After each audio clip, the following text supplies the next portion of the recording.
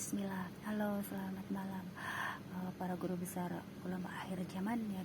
Aku berbicara sebagai perawat yang selalu memberikan penyuluhan preventif, kuratif, bahkan rehabilitatif. Bukan rehabilitatif, beda lagi.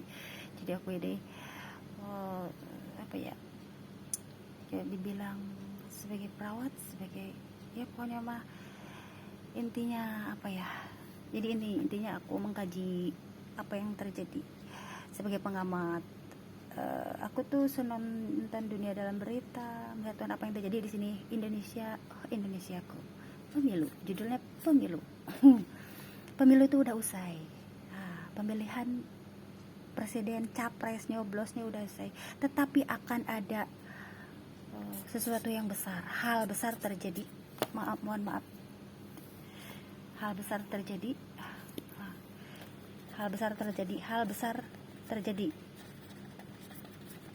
Kalau kata peramal akan ada perang pecah, aku tidak tahu, pecah perang. Ini karena strategi pingin menang, akhirnya menghalalkan segala cara. Mohon maaf ya, aku tidak menyudutkan, dan mohon maaf, aku mah berani orangnya terbuka. Mau orang bertindak apapun sama aku itu harus bicara jujur, demi apa ya, kalau dalam organisasi itu jujur terus terbuka, jadi solusinya itu bisa didapatkan gitu. Ginilah, 5 tahun yang lalu ketika bahasa daerah dimasukkan ke dalam politik, dalam begini, akhirnya bahasa Sunda berantem ya, yang orang Sunda berantem sama orang Jawa ketika bahasa dijadikan masuk ke sarana politik. Kenapa jadi bahasa yang diperdebatkan ya?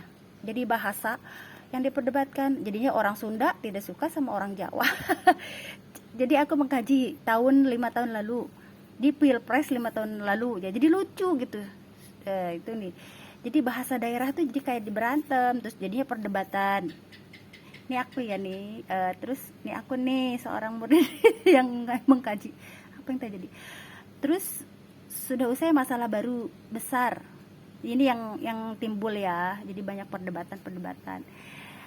Tapi ini aku akan selalu membuat kesimpulan ya. Ini aku langsung kesimpulan nih, hikmah dari digital ya. Aku punya sahabat ulama akhir zaman, teman sharing, alhamdulillah ya. Selain dari Birin itu teman sahabat SD aku yang paling berani telepon aku, dia kalau ada apa-apa. Padahal aku sudah bersuami putri, udah punya inilah anak-anak gitulah, intinya punya anak.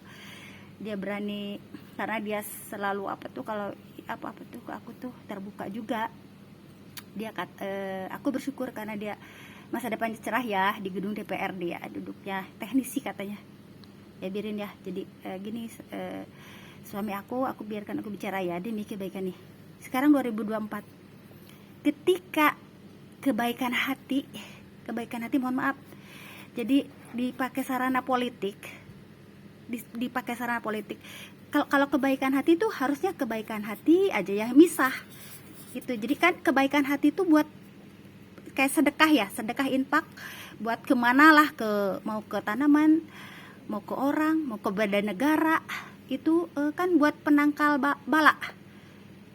Sedekah tuh mau ke Palestina, mau kemana, itu sedekah, itu tolak bala. Jadi sebenarnya harus agak dipisahkan dari politik ya, agak dipisahkan gitu. Maksudnya jangan dijadikan apa ya, mohon maaf ya. Tapi di sini satu ya, kebaikan hati ini masalah satu. Apa yang harus dibenahi sekarang? Cinta lir ibarat itu orang Sunda.